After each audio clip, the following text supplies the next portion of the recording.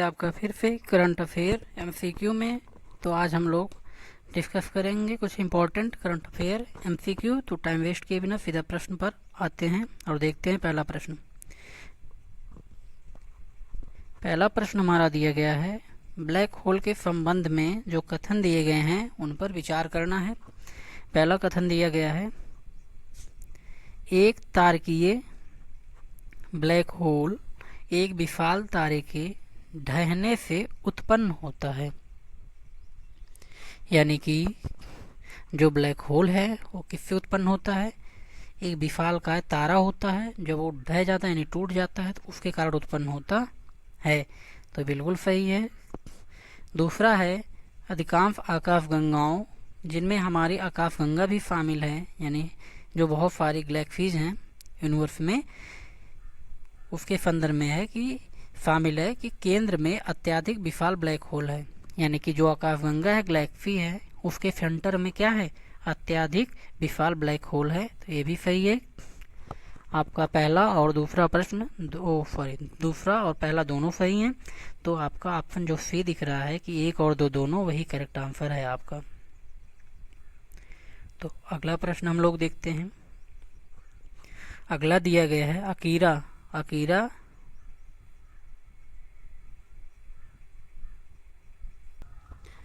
दिया गया है हमारा अकीरा रैनसमवेयर के संदर्भ में जो कथन दिए गए हैं उन पर विचार करना है। तो पहला कथन है कि अकीरा एक क्या है? रैनसमवेयर क्या है? एक विंडोज, केवल एक विंडोज आधारित सिस्टम को लक्षित करता है। तो ये आपका गलत है, ऐसा नहीं। दूसरा है, अकीरा रैनसमवेयर का प्राथमिक उद्देश्य पीड़ितों से संवेदनशील डेटा चुराना और फिरौती के लिए दोहरी जबरन वसूली करना। तो ये आपका सही है। तो आपका पहला ऑप्शन गलत है, दूसरा सही है। तो हमें उत्तर विकल्प में जो दिया गया है ऑप्शन डी, यानी विकल्प डी हमारा कथन एक गलत है लेकिन कथन दो सही है, यही हमारा सही आंसर है। तो अगला प्रश्न हम लोग देखते हैं। अगला प्रश्न क्या है? सकल स्थिर पूंजी निर्माण के संबंध में जो कथन दिए गए हैं उन पर विचार करना है। तो पहला है, सकल स्थिर पूंजी निर्माण यानी जीएफ-सीएफ व्यवसायों, सरकारों, परिवारों द्वारा अचल संपत्तियों में निवेश को मापता है। क्या करता है? अचल संपत्तियों में निवेश को मापता है। तो इसमें से जो पहला आपका ऑप्शन दिया गया है, पहला, ये बिल्कुल सही है। और दूसरा है, इसमें मूर्त और अमूर्त दोनों तरह की संपत्तियां शामिल हैं। यानी कि आपके सकल स्थिर पूंजी निर्माण में कौन कौन सी संपत्तियां शामिल हैं? मूर्त और अमूर्त दोनों तरह की संपत्तियां शामिल हैं। तो ये भी बिल्कुल आपका सही है। तो तीसरा है, यानी कि सकल स्थिर पूंजी निर्माण मूल्यह्रास के समायोजन के बाद देश में कुल निवेश की गणना करता है। तो ये बिल्कुल गलत है आपका। तो ऑप्शन आपके पहले और दूसरे दोनों सही हैं, तो केवल दो ऑप्शन आपका सही है। तो विकल्प में जो आपका दिया गया जो कथन आपका केवल दो, यही आपका करेक्ट आंसर है। तो अगला प्रश्न हम लोग देखते हैं। अगला प्रश्न दिया गया है, प्रत्यक्ष मेथेनॉल ईंधन सेल के संदर्भ में जो कथन दिए गए उन पर विचार करना है। इसमें दिया गया है डीएमएफसी, यानी यही है आपका डायरेक्ट मेथेनॉल। अब ये डीएमएफसी एक विद्युत रासायनिक ऊर्जा रूपांतरण उपकरण है जो तरल मेथेनॉल को, किसको? लिक्विड मेथेनॉल को, रासायनिक ऊर्जा को सीधे विद्युत ऊर्जा में परिवर्तित करता है। यानी कि जो हमारा मेथेनॉल है इसकी लिक्विड एनर्जी को किस में कन्वर्ट करता है? इलेक्ट्रिक एनर्जी में। तो ये बिल्कुल आपका सही है। दूसरा है, यह लैपटॉप, डिजिटल कैमरा और मोबाइल फ़ोन के बैटरी के लिए चार्जर के रूप में कार्य करता है। तो ये बिल्कुल आपका गलत है। और तीसरा है आपका, यह अत्यधिक प्रभावी और कम ऊर्जा घनत्व वाला है। ये बिल्कुल आपका सही है।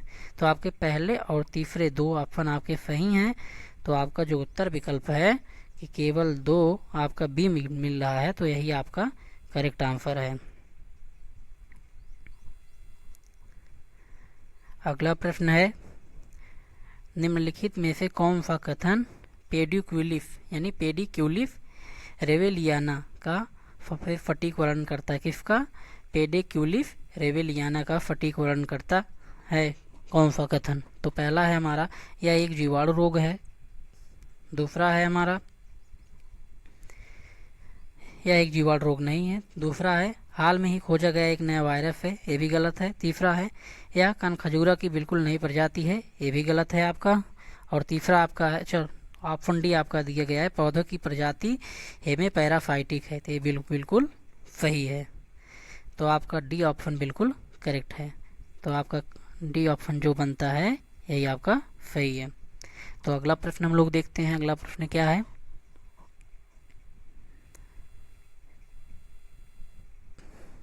अगला प्रश्न है नमस्ते योजना के संदर्भ में जो कथन दिया गया है उस पर विचार करना है। नमस्ते योजना क्या है? नमस्ते योजना के संदर्भ में हम लोग देखते हैं नमस्ते योजना क्या है। नमस्ते योजना क्या है? यह एक सामाजिक न्याय अधिकारिता मंत्रालय, किसके द्वारा? सामाजिक न्याय अधिकारिता मंत्रालय और आवास और शहरी मामलों के मंत्रालय की एक केंद्र प्रायोजित योजना है, तो बिल्कुल गलत है।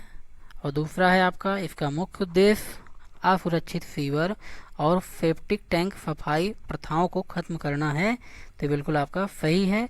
तो केवल दो आपका जो ऑप्शन दिया गया है विकल्प में आपका यही करेक्ट आंसर है। तो अगला प्रश्न हम लोग देखते हैं। अगला प्रश्न क्या है? अगला प्रश्न है ट्रांसलूनर इंजेक्शन के संदर्भ में जो कथन दिए गए हैं उन पर विचार करना है। ट्रांसलूनर क्या है? दिया गया पहला, यह अंतरिक्ष अभियानों के दौरान अंतरिक्ष यान को पृथ्वी की कक्षा से एक प्रक्षेप पथ पर भेजने के लिए किया जाने वाला एक महत्वपूर्ण पैंतरेबाजी है जो उन्हें चंद्रमा तक ले जाएगा, तो ये बिल्कुल आपका सही है। और दूसरा है यह चंद्र मिशन में एक महत्वपूर्ण कदम है, ये भी सही है, जो अंतरिक्ष यान को पृथ्वी के गुरुत्वाकर्षण खिंचाव से बचने और चंद्रमा की यात्रा करने में सक्षम बनाता है, तो ये भी बिल्कुल आपका सही है। और तीसरा है आपका TLI यानी ट्रांसलूनर इंजेक्शन तब किया जाता है जब अंतरिक्ष यान अपनी एक कक्षा में एक विशिष्ट बिंदु पर होता है जिसे पेरिगी या पृथ्वी के निकटतम बिंदु के रूप में जाना जाता है। यानी उस विशिष्ट बिंदु को क्या कहते हैं हम? पेरिगी। पेरिगी क्या है? ऐसा बिंदु जब अंतरिक्ष यान एक विशिष्ट बिंदु पर हो उसे पेरिगी कहा जाता है, तो ये भी ऑप्शन आपका सही है। तो आपके जो कथन हैं तो कथन 3 आपका जो सी मिल रहा है कि सभी 3 यही आपका सही उत्तर है।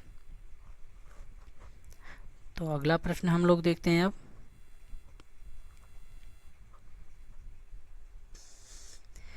अगला प्रश्न है युग्म दिए गए इन पर विचार करना है कि किस राज्य में किस चीज को GI टैग मिला है। ये सीधा GI टैग है, ये आपका राज्य है। जैसे बिहार राज्य में मानुकराद आम, यानी बिहार राज्य में मानुकराद आम को GI टैग मिला है, तो ये बिल्कुल आपका गलत है। मानुकराम आम को कहाँ मिला है? गोवा। कहाँ पे? गोवा में, गोवा। और उसके बाद आपका है बेम्बिका। बेम्बिका आपका क्या है? बेम्बिका को कहाँ पे मिला है आपके? सॉरी, आपको हम पहले मिलान कर दे रहे हैं। आपका मानुकुराद आम कहाँ पे है? गोवा से संबंधित है, बिहार से नहीं, ये ऑप्शन आपका गलत है। और दूसरा है बेम्बिका। बेम्बिका भी आपका गोवा से ही संबंधित है। और तीसरा है आपका जलफेर धातु शिल्प, ये उत्तर प्रदेश से, ये भी बिल्कुल आपका सही है। और तीसरा आपका जो चौथा है लास्ट दिया गया है उस्तकला गुजरात। उस्तकला गुजरात नहीं है, उस्तकला को आपको मिला है कहाँ पे? बीकानेर। कहाँ से?